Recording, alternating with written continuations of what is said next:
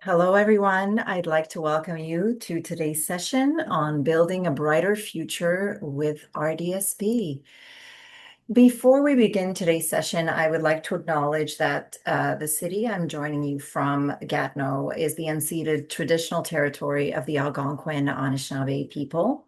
We recognize and honor their deep connection to this land, as well as the lands where each of you are joining from. The map you see here before you reflects the many Indigenous nations whose territories span across what we now call Canada. We honor them all, past and present, and commit ourselves to learning from and respecting their histories and cultures. The Pathway to Benefits project is a free national initiative led by Mood Disorders Society of Canada to help Canadians with disabilities and their families access the financial supports they are entitled to, but too often miss out on. Pathway to Benefits is funded by the Government of Canada's Disability Benefits Navigation Program. The views expressed here today are not necessarily representative of the views of the Government of Canada. So briefly, we'll do a couple of introductions. My name is Diana Vince. I'm National Program Director at Mood Disorders Society of Canada. And I will pass it along to my co-host, Sherry, to introduce herself. Thank you, Dinah. Hello, everyone. My name is Sherry Mayer, and I'm the National Outreach Navigation Coordinator for the Pathway to Benefits project. I will hand this over to my colleague, Gabby. You're muted. You're muted, but that's okay. Sorry about that. It's Hello, okay. everyone. My name is Gabby, and I am the National Benefit Navigator with the Mood Disorder Society of Canada. All right, we're happy to have you.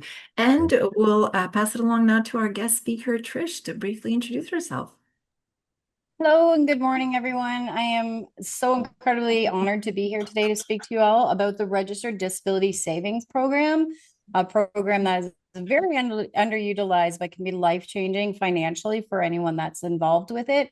So stay tuned and I'll give you lots of information on it. Thank you again for having Of course, we're happy to have you, Trish.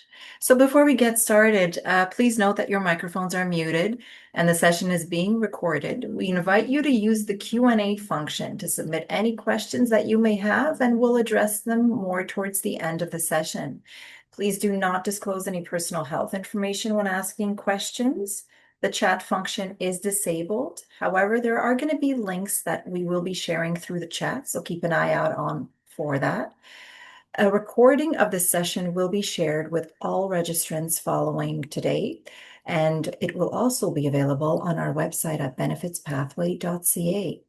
So the agenda for today, we briefly, as usual, go over who we are at Mood Disorder Society of Canada, what are our services at Pathway to Benefits, and then we'll dive right into it through the RDSP with Trish from RDSP Connect. So, Mood Disorder Society of Canada is a national nonprofit organization dedicated to improve the quality of life for people affected by mental health issues through advocacy, education, and support. We provide education and awareness about mood disorders to the public, to healthcare professionals, and policymakers. We also offer support and resources for individuals living with mood disorders and their families, and we advocate for improved mental health services and policies across Canada, all while promoting research and innovation related to mood disorders. I will now pass it along to my colleague Sherry to go over briefly what we do at Pathway to Benefits. My pleasure. Thank you, Diana.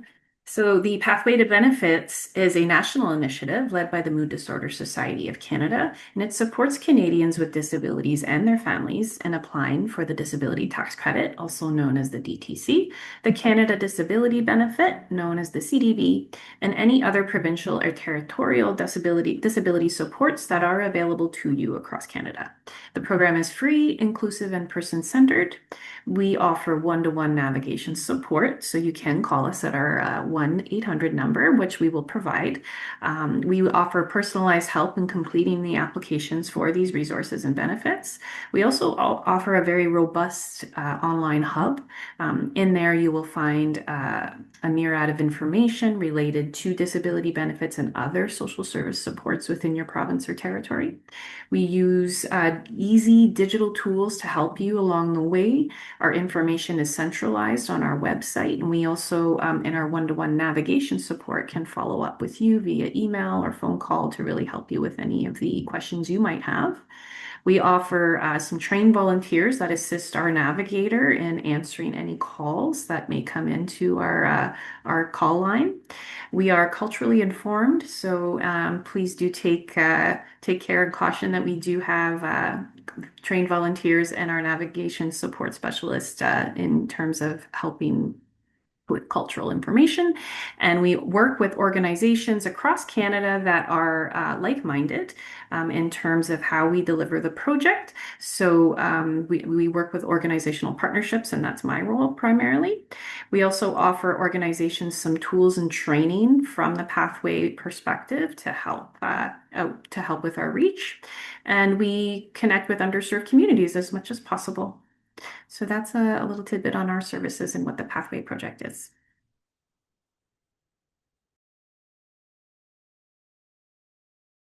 Okay, we will now dive right into it. I apologize, I wasn't able to unmute myself there for a moment. With Trish, take it away, Trish. All right. So once again, thank you so much. And wow, just Sherry, your overview, which I'm sure is super high level as to what your Pathway to Benefits does, guys. Like, talk about an amazing volunteer army and that bridge, you know, covering the gap that's out there, right? So many people that I deal with on a regular basis just don't even know where to access certain assistance or help, or they have to go here for this and here for that, and to have this like, I'm already overwhelmed. Amazing. And I've followed you guys, I've watched your stuff, and anyone that's on here, let me tell you're in the right place for what you need to get your future connected to all these resources that are there for you. So my goal today is to help connect you to the Registered Disability Savings Program. So when you have the DTC in place, there's a lot of doors that open for you as far as supportive programs. And some of those are just unlocked automatically. And some of those you have some extra steps. So I'm just here, I'm going to talk high level about the program just to interest you enough to find out more and how it can benefit you. So we're basically going to do a step-by-step discussion about the RDSP. I'll try and keep it as uncomplicated as possible, but there is a lot to it. And I'm not going to be covering everything. I just want you to get an idea of the full program. Next. Okay, so here's just some statistics, and I want people to understand all the numbers and quotes and calculations and facts and all of that. They do change. They're ever changing, right? There's people coming on the program, going off the program. There's more people getting qualified for DTC, more people. There's a bigger gap sometimes and a smaller gap sometimes. But right now, if we just kind of round things off, we're looking at about 8 million Canadians only looking at age 15 plus that are considered disabled. Okay. And so out of those 8 million, we only have about 1.6 million Canadians that have accepted this disability tax credit. So of course, Pathway to Benefits is one of those organizations that helps you get connected to that. So if you don't have that yet, get that in place. It's super important.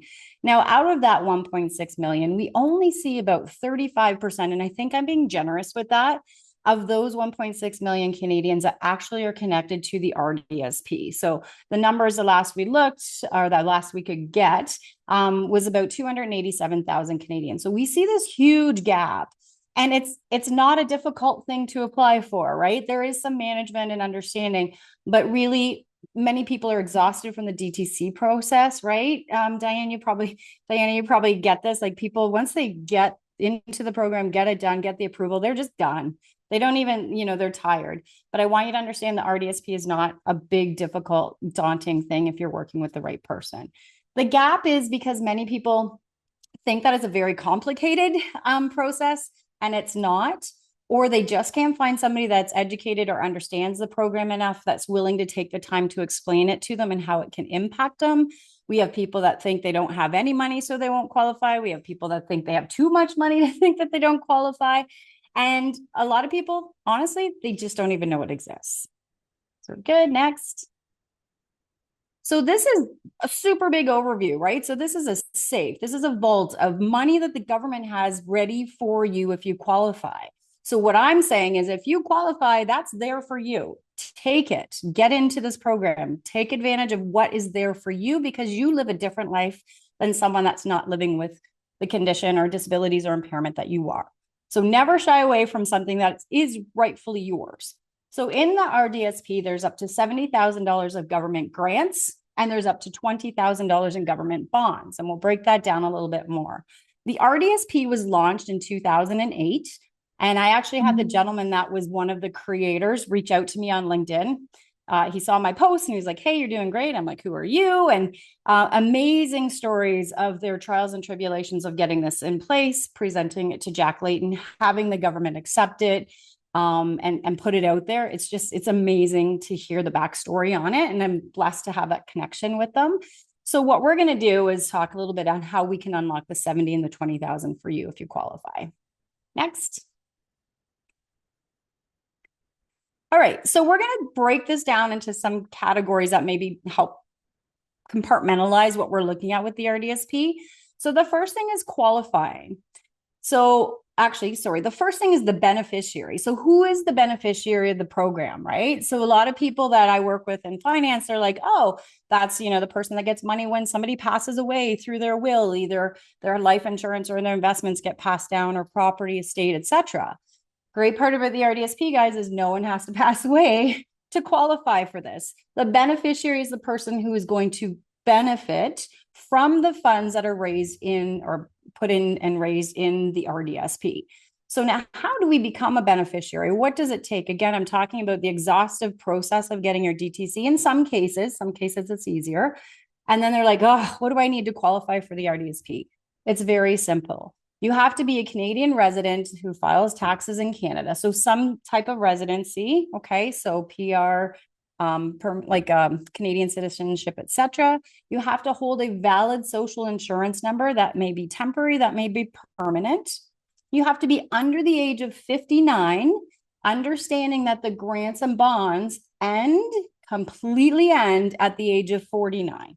There are reasons to still open it up between 49 and 59. We're not going to get into that at this moment, but there are good reasons for that.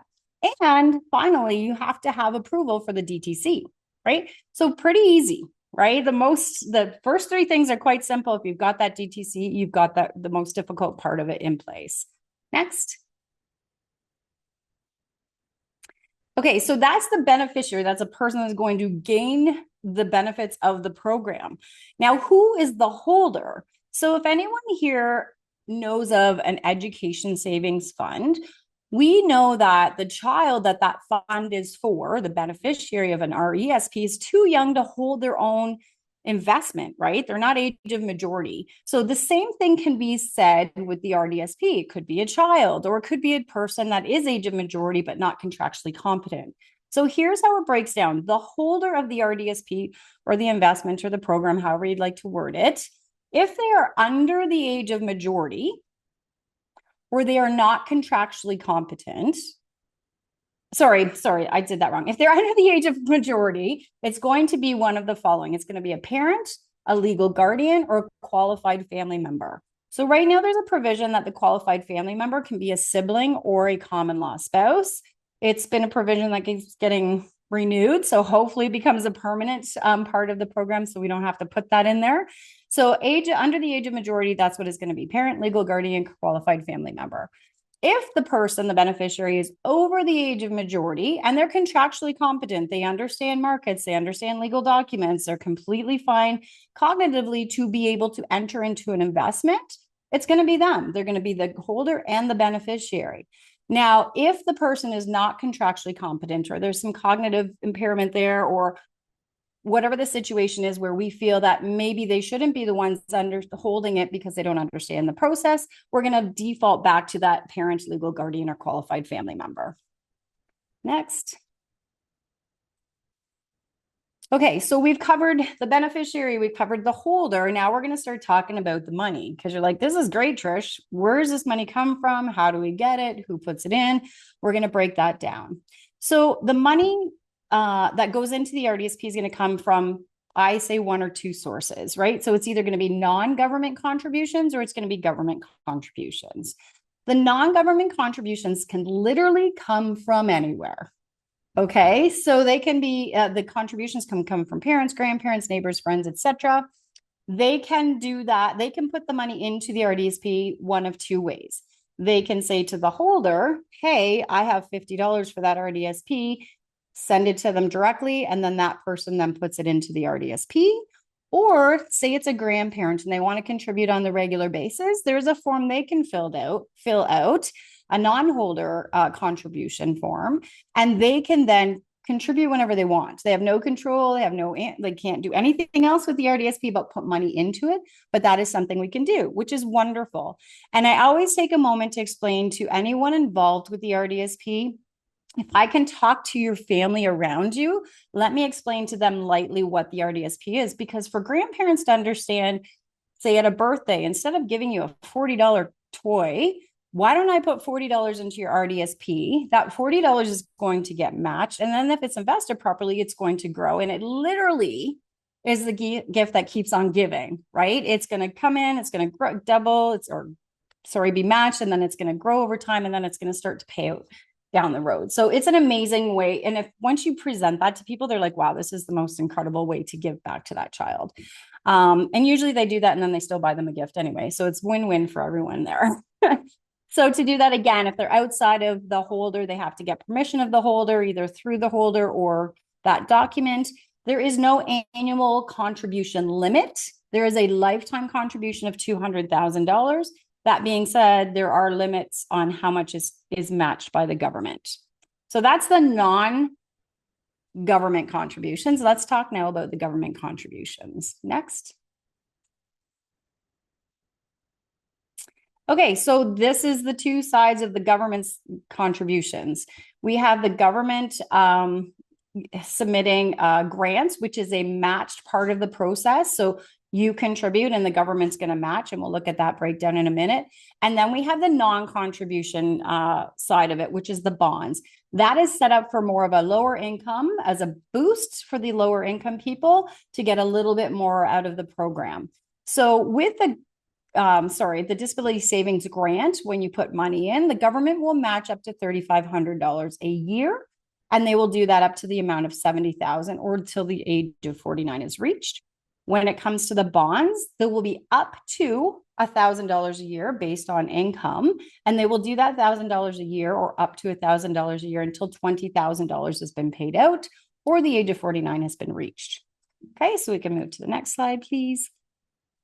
Okay, so we're going to now break it down. Now we're going to talk specifically about the grant. So that is a side of the contribution of the program where you contribute and the government pays into the RDSP matching amounts.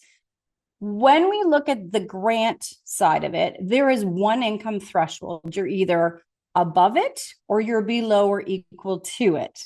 Okay. When we look at this, it's a family net income, and I'm not going to get into the nitty gritty, but the family net income is if the beneficiary is under the age of majority, it's going to be based on the parents, the holders of the RDSP. Okay. And that is the amount is going to be net. So that's their income minus taxes. And if it is up to or equal to 117,045, we're going to stay on the left side of the screen. Now, when that person becomes or it already is age of majority, it's going to be based on their family net income. Even in a situation where the parents remain the holders, the beneficiary's income will be considered. Okay, so then we let go of the parents, the holders. If they're parents, they can stay holders, but now we're going to base it on the beneficiary's income. So if we are up to the 117.45, this is this year's number. And again, this is where I say these numbers change. So if you get access to these slides, remember these numbers do change, right? I don't want someone coming to me in 2 years saying that's not the right numbers. When we look at that, you're going to contribute, or let's say whoever is going to contribute $1,500 a year, up to $1,500 a year. On that $1,500, we're going to split the $1,500. The first $500 of the $1,500 that's contributed is going to be matched times 3. So you'll put in 500, the government's going to match you with 1,500. Amazing. And then on the next 1,000, they're going to match you times 2. You put in 1,000, they're going to give you 2,000. So essentially on a yearly basis, if you qualify and have the 1,500, you'll put in 1,500, the government's going to deposit 3,500 into the RDSP for you.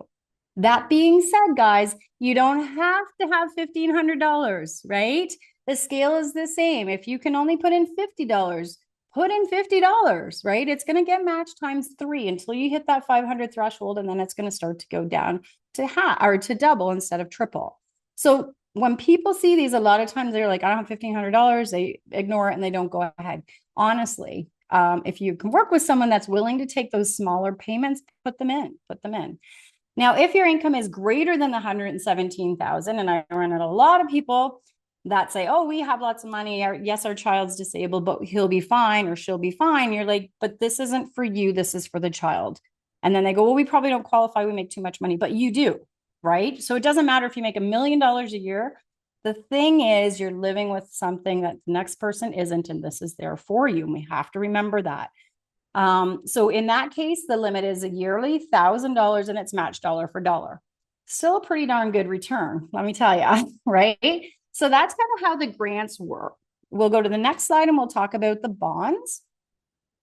Bonds, there's 3 levels, and I'll try not to get too crazy here with numbers, but the bonds is a side of the program where the government is just contributing without you putting money into the RDSP.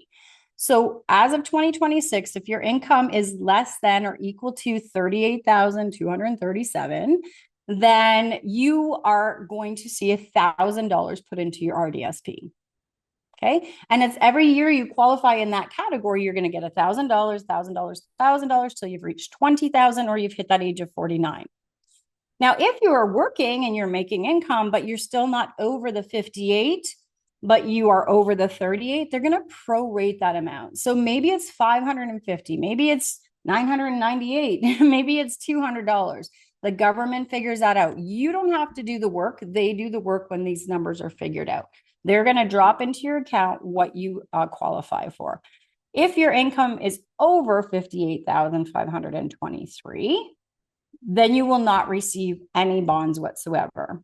I also want to make note, if you have not filed taxes, the government will default you in both situations to the highest income. So for bonds, they're going to put you to the highest income, so you won't qualify for bonds. And for grants, they're going to put you to the highest income, so you will only qualify for the 1,000 matched by 1,000. So it's very important to make sure those taxes are filed. And there's another slide that just goes over that really quickly as well. So there you go. It's going to simply put into up to $20,000 in your lifetime as you qualify. I think we should be good for the next slide. Okay, so I've told you the money that you can get, but I also want you to understand that you can go back in time. So if anyone that's on here has gotten the DTC and maybe they would have qualified years prior, you realize the government will go back to up to 10 years, correct? They'll go back and say, wow, if Sherry would have had the DTC 10 years and forward, what would she have gotten for her disability tax credits? They're going to give her that in one lump sum. Right? Same thing with the RDSP. The government will look back as far as your DTC has been approved, and they're going to let you catch up. When we look at the bonds, it's pretty simple. They're going to go back and they're going to say, hey, Gabby, if you qualify back 10 years, you had less than 38,000 or like the lowest income for all of those years, you would have, if you were on the program, would have got $1,000 a year for 10 years. We're going to drop $10,000 into your RDSP, right? Wow, that's powerful. Then with the grant side, they'll let you catch up as well. It's just a little bit more incremental. So with that, they will, let's say we go back 10 full years. The first year, what we will see is that someone can contribute $3,500 and the government's going to match $10,500. So $10,500 is the most they will match in a year. So that's why they limit you to the $3,500. But if you still have previous years to capture, the next year, you can typically put another $3,500 in. So for instance, last December, I had a gentleman, we knew he was going to qualify back. He opened in December, he put $3,500 in. In January, he received $17,500. So he got his $10,500 from his grant matching, and he got $7,000 because 7,000 was the bond amounts that he would have qualified through the past years. And guess what? It was now 2026. So he now was able to put another 3,500 in and capture another 10,500. Amazing. You know, he's 30 some odd years old. He's going to then eventually go down to the regular amount, continue through the program, and have a substantial amount of money in the future to pay him an income. So there's no other program like it. I'll say that a few times during this. So yeah, maybe sound a little bit complicated, but we can talk about your situation and how we figured this out on your end so that you kind of know as things go along. So next slide. Okay, so this is just a real quick slide. Again, I talked about making sure your taxes are filed. So when somebody becomes age of majority, we want to ensure that for the 2 years prior, they have those taxes filed because the government's going to be looking for them.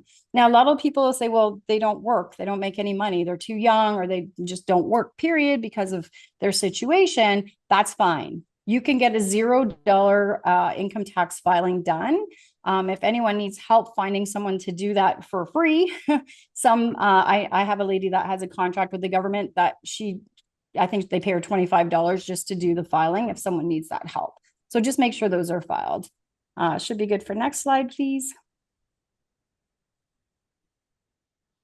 Okay, so this is just kind of, again, visualizer, hypothetical of what is a possibility for somebody that is connected to the program. So in this situation, we're going to look at Jack. Jack is 19 years old when he opens his RDSP, and I'm going to put Jack at the lowest income so that he qualifies for all the bonds and all the grants.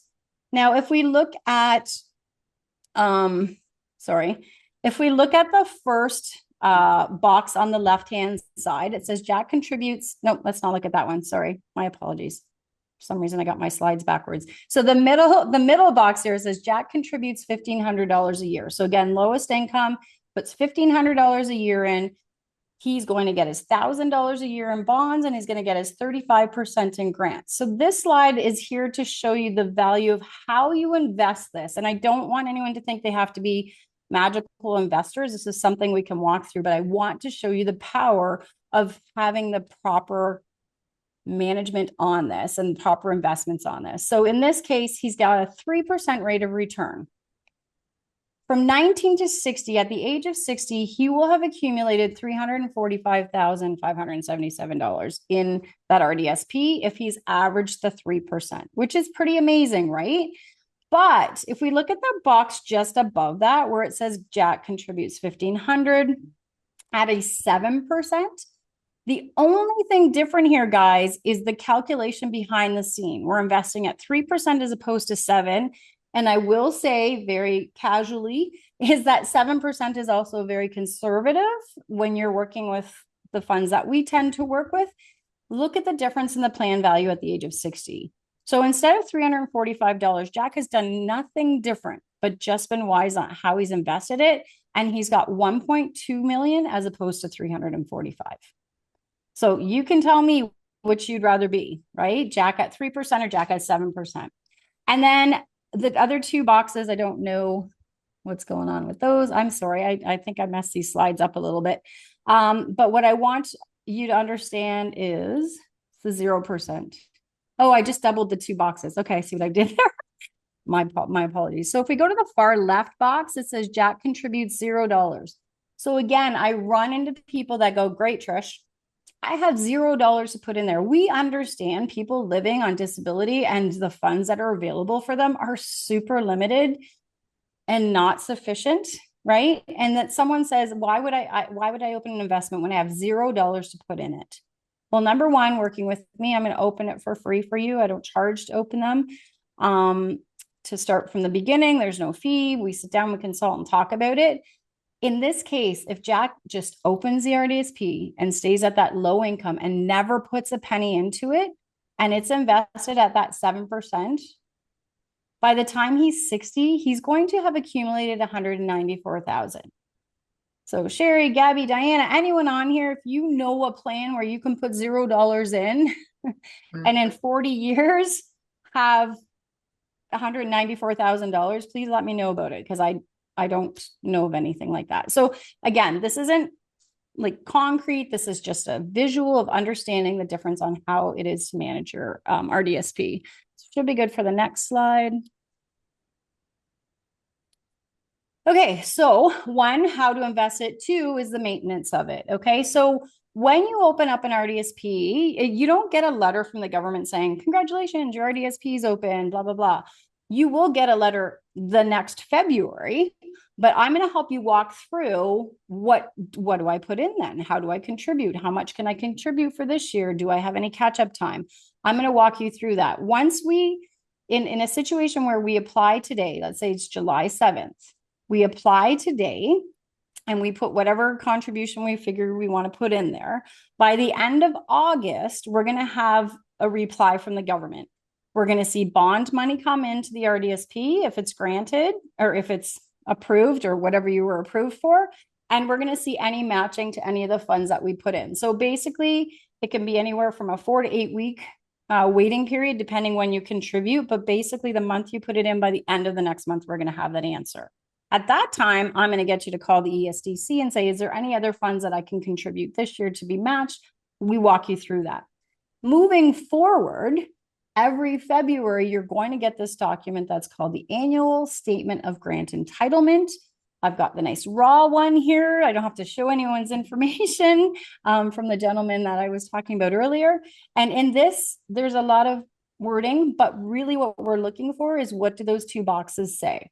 You're eligible for $3,500 in grants, and the second box is going to tell you how much you have to contribute to receive those grants. This is grant specific only, nothing to do with bonds. Again, this is where I'm going to reiterate, people will look at this and go, $1,500. I don't have $1,500. I rip it up. I throw it in the garbage. Okay. You don't have to put the full 1,500 in.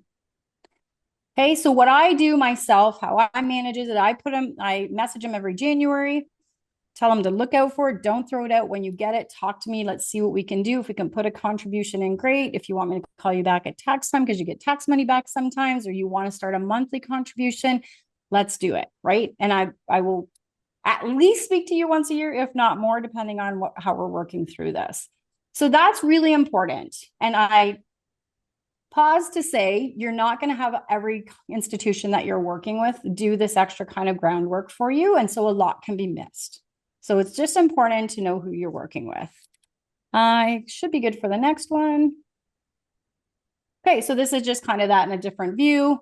You're going to automate contributions. If someone can put in $125 a month, they can buy into the market once a month. It's not like a whole lump sum they have to come up with. We're going to review your statement annually. We're going to adjust the target. Maybe it's too much contributions monthly. You need to back it down. Maybe you can put more in. Maybe you have a lump sum. And then we're going to talk through the investment to understand yours is doing what it needs to do to get to the goal we have set. And we're going to check on that every year. So I do partner with Mackenzie Investments. Anyone's welcome to look them up. They don't have ground people, so I'm the broker to them. They're one of the only, well, there's a couple, but they're my favorite institution that is very dedicated to the RDSP. They have a complete department. They have people specialized in the RDSP for any questions. You can contact them. Even if you open it through me, you can contact them directly if you have questions. Their website has all the frequently asked questions you possibly could ask. And if you don't find something there, again, you can call in and talk to them. But again, they have specific funds that they feel are approved and proper for the RDSP that has a little bit more downside protection, but still gains a lot of growth. And so again, working with those specialists and understanding the full picture, not just the RDSP, but the full picture of your financial situation, and helping you through that and navigate that at whatever level you're at. Could be basic, or maybe you're brilliant and you do a whole bunch of investments yourself, but you just can't find someone to help you with the RDSP. Then let us fill that gap for you and help you out. So I said to Diana, you can open these in multiple places with your financial person, at the bank, credit unions, etc. But what you want to do is ensure that when you are approaching whoever you're approaching, maybe start with 2 or 3 key questions. If they cannot answer those, then maybe you want to rethink who you're working with, right? So if you walk into an institution, you're like, I want to talk to someone about the RDSP, and their face goes blank, or they can't find somebody to help you, or they refer you to their 1-800 number, and then their 1-800 number refers you to their, really think about maybe that's not the institution you want to work with, right? Or if you are financially set and working with, working on a financial plan with an advisor, and that advisor goes, you don't need it. Again, maybe not the person you want to work with for that. So I think, is that my last slide?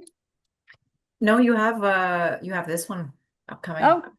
Oh, okay. So I know it sounded like I gave you a ton of information, and I did, but there's a lot more information. And again, this is what scares people away, and they go, I don't want to talk about it. I can't investigate it. It's too much. Talk to me. I'll help you out, right? There's things like the 10-year rule and repayment rules. There's how do I get the money out of the RDSP? How can I roll over from other investments? What happens if I lose my DTC? And taxing on when you're withdrawing the RDSP. So there's a whole bunch of other areas that we can talk about too. And then again, you can reach me through RDSP, Trish at RDSP Connect. You can reach out to Pathway to Benefits. They can, push over to me. Any way that works. You can email me or check out the website, which is RDSP Connect. It's a very basic website, but it is just kind of a launch pad for people to get through to me at this point. And I think that's about it as far as what I'm going to cover today. And I guess at this point, Diana, if there's questions, I'd be happy to start working on those. And again, there's some other ways to, forgot that slide was on there, to reach me. The middle one, you just book a calendar appointment with me for a Zoom. If the Zoom doesn't work for you, you can just do a phone call to start. And then with the questions, I just want to say kind of what Diana said at the beginning is I don't really want you to expose your personal situation on our questions. If you feel your question can help generally, great. If you have something specific to you, then you can reach out to me. But again, if you feel you have a question that's broad-based and will help everyone else on here that's afraid to ask the question, please do that. And then, yes, my last slide is it's just my disclaimer. And I kind of said at the beginning, I'm not providing tax or legal advice here. I'm not giving you, exact numbers and everything. I'm giving you a learning tool to understand that there's something there you need to look into, and each person's situation is completely different. Not everyone is Jack that's 19 at a low income, right? Everyone's situation is different. So I just want to make sure people understand that this is just a guide, a picture book for you to get interested in to learn more about how it can impact you. So hopefully that covers as much as I can for that. And if there's questions, we can go from there. Yeah, there are. I'll allow Sherry the opportunity to. We have a couple of questions that have trickled into the Q&A to read them out. Awesome. Happy to. Thank you. I'll start with the first one. Thank you for these very informative presentations. I am currently contributing to the CDSP for my daughter, adult and competent, and have some years to catch up. We have been unable to speak with anyone at the CDSP number this year to determine the amount that I can contribute this year in order to assess maximum grant amounts. Any suggestions of an easier way to access other than sitting on hold for an excessive period of time? Maybe there's an email contact. I'm just trying to figure out CDSP. Not really sure what CDSP is. I believe is the Canadian Disability Savings.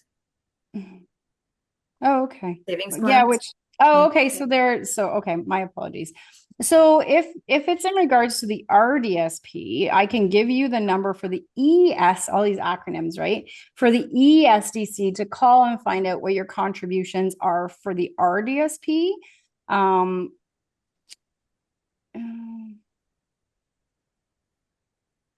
Yeah, it's weird. I've never heard it referred to as a CDSP.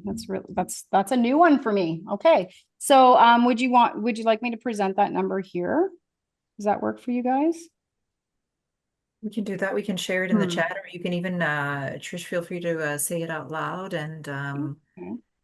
Lynn can probably grab a note of it. Yeah, there's a lot of numbers to call the government, right? How many numbers do we need? But this is the one where you'll specifically call in. Now, I will say sometimes they answer instantly, and sometimes you are on the line for 10, 15 minutes, but it's worth it. So their number for that would be 1-866-204-0357. When you call, be sure you have your social insurance number handy.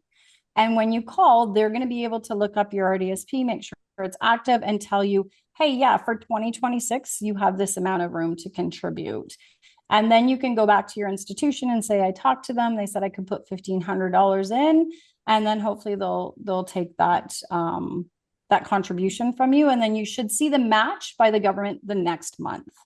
So hopefully that helps. If you run into problems, sometimes the banks, they're a little hard to get those contributions in. They tell you to call the CRA in some cases, or go online, or do it as a bill payment, which that's not the case.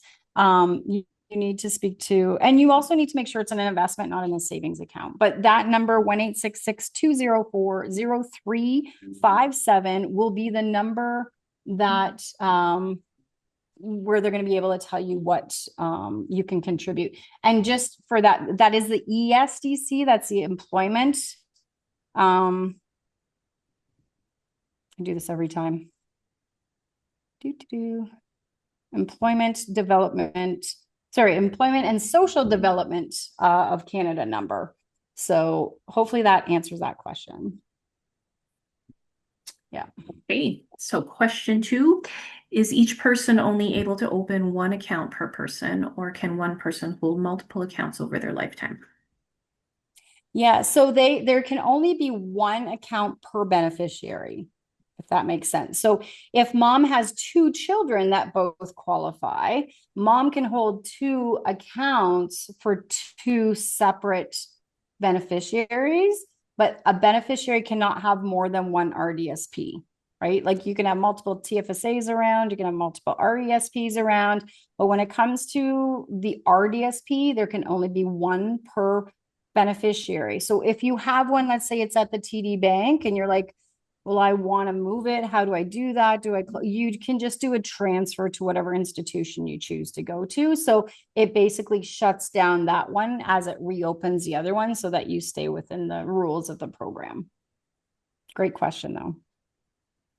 Okay, and how do you get the optimal 7%? Well, it's how you invest it. So it's like any kind of investment that you have. I'm just going to talk how I do it, if that's okay, Diana. I'm not going to speak for the banks or anywhere else. If someone comes to me and they say, I want to invest this, what are my options? We are going to do a whole little questionnaire conversation about what your risk tolerance is. If you're older, maybe you need to be more conservative. If you're opening up for your 3 or 4-year-old child, you can work into funds that are a little bit more aggressive, a little bit more equity based. But I will tell you, we don't invest in anything more than a medium risk growth type fund. Now, some of those can be a little bit more up and down, volatile, US based. So things are, busy in the US. But the downs are not necessarily bad, because the downs bring higher ups, right? So we are going to have a conversation, see what your trigger point is. Do you want to ride a kiddie roller coaster? Do you want a little bit more ups and downs, or do you want higher ups and downs? And then ultimately what you get back to. So working with Mackenzie, we have a good number of mutual funds we can look at. Some people say, I don't want to invest in the US, or I don't want to invest globally, or I want to only invest in Canada, or what do you have for environmental funds, or specific likes. We will go through that. And I'm going to say my goal is to have every RDSP average at least a 10% rate of return over time.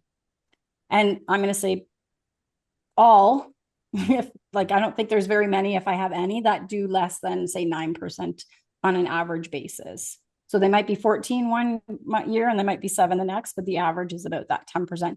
And it is comfortable, safe investing. It just rides with the S&P, rides with technology and growth in the world, and it's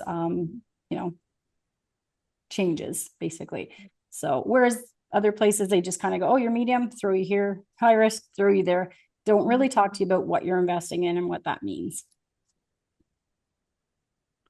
Okay, and we have one last question for you. So I'm 59. I'll be 59 in a couple of months. Am I too late? I have multiple disabilities. I have the DTC. Actually, I don't know if I do, if it needs to be renewed. More than 10 years behind in filing taxes. Complex issues. health insurance is used up uh, for meds and dental, working hard to get the taxes done, is it still possible? So at the age of 59, there's no retro available. So you can apply up to 59.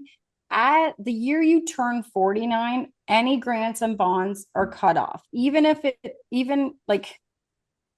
you would go back retroactively, there's no more for you. It gets cut because there has to be a 10-year window from 49 to 59 that there's no contributions put into it. And so that at 60, you can start to withdraw from it. Sorry. So the only reason not the only, one of the reasons someone would open up between 49 and 59 is because they're receiving an inheritance or they're getting an influx of money that they need to put somewhere because it's a non-asset. So the government doesn't look at your RDSP and say, hey, Diana, you got $50,000 or $200,000 in there. You use that before you use whatever provincial programs or other programs are there to support you. My heart's breaking. I don't think there would be much for you in this case as far as the RDSP goes. You definitely are not going to get any retro. So unless again you've got money you want to kind of tuck away, that's unfortunately the RDSP is not going to be an option for you. But I think the group here can agree with me, but that you still want to make sure that DTC is in place for everything else that it opens up for you. So my heart breaks. I get so sad when I hear people that would have qualified and could have been on this for many years that missed out on it. Like even my son, I found out, he could have qualified. He went to school for the blind in Ontario for many years. And 2008, he was in that school and for many years after that, and no one told us about the program. So there was a lot of years that we could have been, we could have had this started, but we weren't in this role. We weren't aware of the program. And when I asked them about it, they said, well, we don't deal with financial things. We don't talk money. We don't want to be liable. So for this person, I do apologize. You can reach out to me, but I really think in your stage, the RDSP is not going to have much left for you. Sorry. But for the disability tax credit, though, feel free to reach out to us. We'll be able to help you, support you with that application or any inquiries you may have on that one. Yeah. Yeah. Okay, I think we do have still another one. Sure. I see it here. Yes. Sorry. What happens if you die before you hit 60? Who would that money go to? Or would you put that into a will? Great question. And actually, if there was no more questions, that was the first one I was going to say. Hey, there's one question that most people ask, and they talk about what happens when the beneficiary passes. So there's a couple situations. I'm going to talk quickly about the 10-year rule. What happens is after the last government grant and bond is received, there has to be a 10-year window before all of that money is basically vested or considered fully the beneficiaries. So if even that beneficiary is alive and they go, I need to take $1,000 out of my RDSP, and they do, the government's going to say, well, we're taking back what we gave you to match that. When somebody passes at any age through the process, then the government, if the 10 years have passed, all the monies in the RDSP will go to the estate. If the 10 years hasn't passed, then the government's going to pull back their portion, and all the monies, like the contribution, the personal contributions, and the growth will go to the person's estate. You cannot have a direct beneficiary of the RDSP, meaning if the beneficiary is for my son and my son passes away, I can't have it that his funds go directly to someone. They always go into the estate first. So it's very important that anyone in this situation, it's not always easy, but that they get a will in place to decide where those monies go. And that's part of the will. So when I pass, I want my RDSP money, whatever is left in there, to go to my sister or whomever. That's where you can name it directly, but otherwise it goes straight into the estate. There's one other consideration here is that if somebody is on the RDSP and they're provided a shortened lifespan, something happens and they have a diagnosis that, within the next 5 years, they're not expected to go past that point. you can flip the RDSP to a specialized disability savings program, and the funds can be pulled out of there without as much penalty. So that's really important. Also, though, to keep in mind, if they do survive past those 5 years, the government's going to come back and want their portions back. But that is because, you know, a lot of people don't necessarily have a lifespan to 60 with the diagnosis that they have. And they go, well, why would I open this? I'm not going to live till I'm 60. That's fine, right? We can still open it. And when those timelines start to narrow in, we can flip it to that. So hopefully that answers that question. Yeah. We don't have any remaining questions. Great. So I'll wrap it up. I'd like to say thank you so much to Trish for being with us from RDSP Connect. We are going to be sharing her contact information once again in the follow-up email, but I did throw her email as well into the chat if you'd like to connect with her. A recording of the session will be shared with all registrants within approximately a week. And we have included a feedback survey that we'd love to hear what you think about this session overall. And a link has been shared in the chat for you to join us at our next session, which is unlocking. We're continuing the conversation Awesome. with another guest speaker, unlocking hidden benefits, the lesser known tax credits, and some recent RDSP changes. And that one's going to be taking place on August 20th. So I'd like to also thank my colleagues, Sherry and Gabby, for joining me today, and thank all of you for joining us as well. Please visit our website, benefitspathway.ca. Don't hesitate to give us a call at 1-888-975-9990. Or you can also email us at info@benefitspathway.ca. So once again, thanks everyone. And we look forward to seeing you at our next session. Thank you. Amazing. Thank you. Thanks.